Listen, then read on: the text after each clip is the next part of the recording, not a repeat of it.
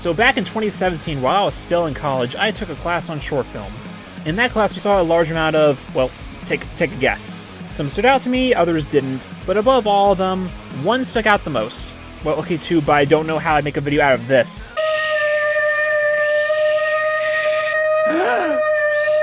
What the fuck? And in keeping with the spirit of the videos that actually get views on this channel, I'm going to talk about the French short known as Merde.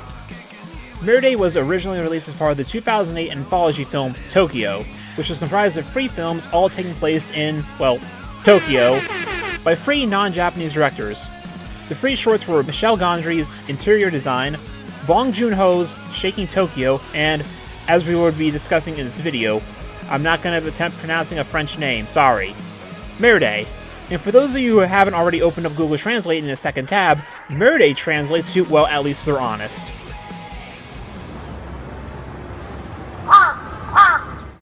The short begins with an overhead panning shot of Tokyo itself to set the mood, and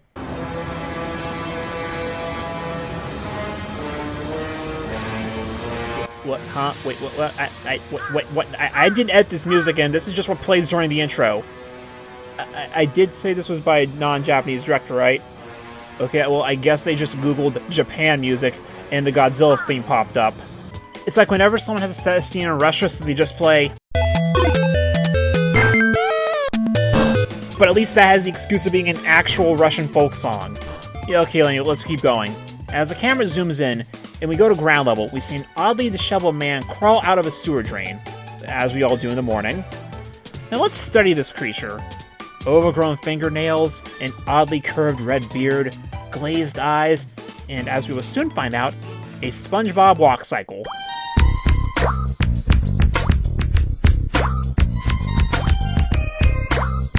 And for reasons that will soon become obvious, he's draped in all green and speaks in an unintelligible language. I mean, hey, this guy could be your new Halloween costume. He looks just like a monster.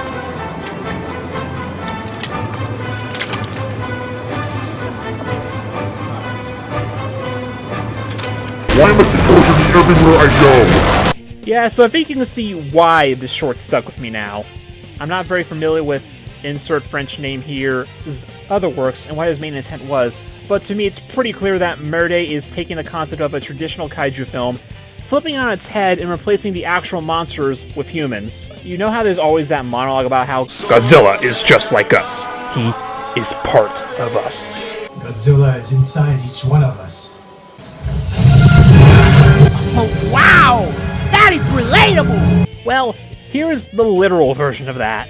The first thing Merde does in his rampage is steal a man's cigarette and blow smoke out of his mouth. Much like many films, the monster makes his first appearance in the daylight and has a small rampage before returning to his undersea, or underground, lair. Merde, known to the locals as the creature of the sewers, has been a nuisance to Tokyo for about 2 weeks at this point. Many are unsure of what he looks like, but eyewitnesses tell their story on the news. Meanwhile, in the sewers, we see Merde himself walking around, where we find out that for some godforsaken reason, he has an entire stash of grenades. Oh, joy. So, of course, he reemerges and, well, what do you think?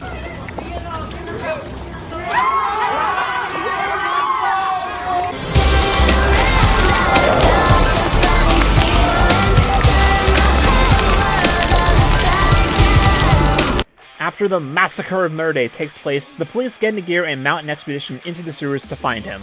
Why it took this long to do so, I am not sure, but roll with it. As Merde is technically still human, he is easily apprehended and taken into custody.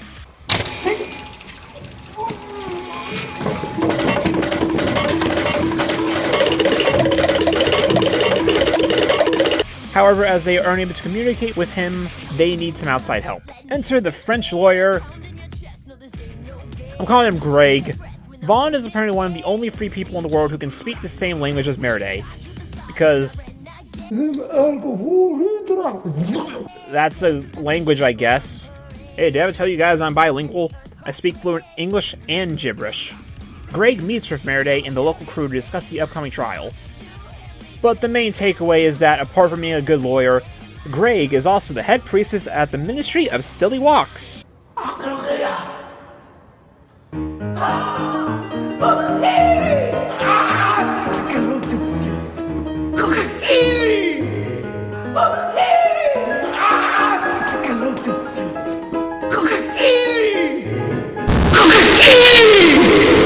Greg eventually manages to get a response out of him by telling him that it is highly likely that he'll face the death penalty and be hanged.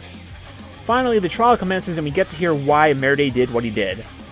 This is a very interesting premise. As with most monster movies, the monster is, well, what do you think? A big animal that can't talk or otherwise communicate effectively with humans.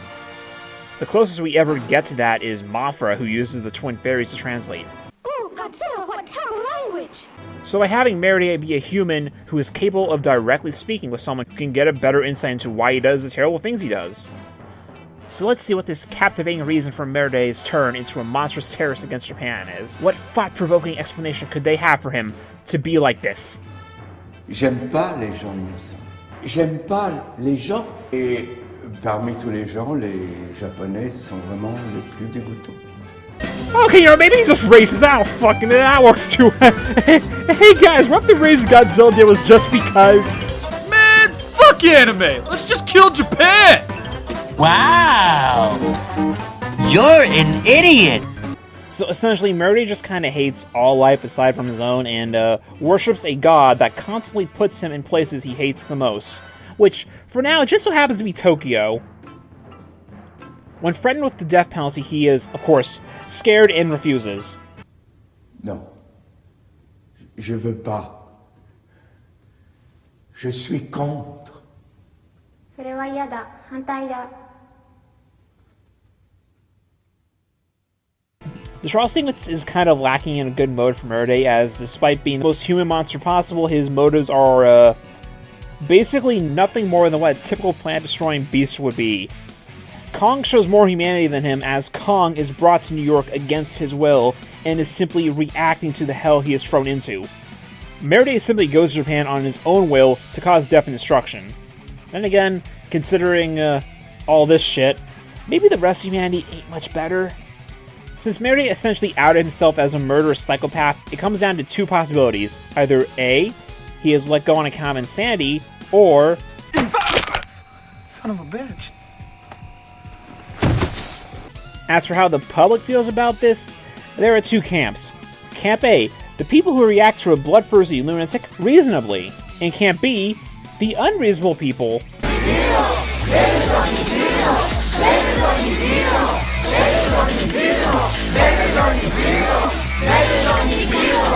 Yeah, so he gets sent to death. I don't know how that surprise is gonna do. Yeah, kill that bitch. 5 years later is Merde's execution day. I'm not sure how to joke about the execution of a crazed lunatic, but that's okay because this scene has the best joke in the film without my help.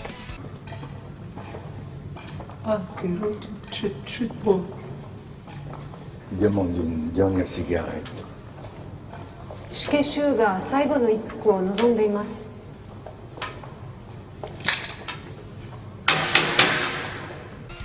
Merde is sentenced to death by hanging, and the whole thing is done very realistically.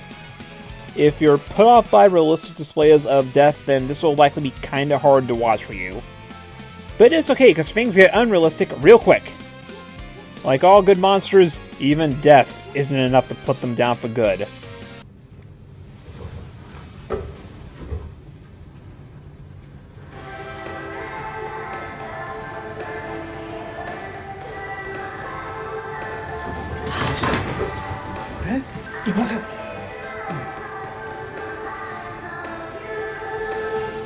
The short ends with a quick tease for a Merde sequel set in New York.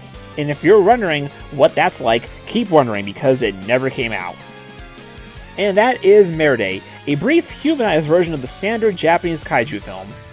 It may not be deep or all that thought-provoking, but it is a fun look at what it would be like if a Toku monster literally walked among us, breathing smoke and all.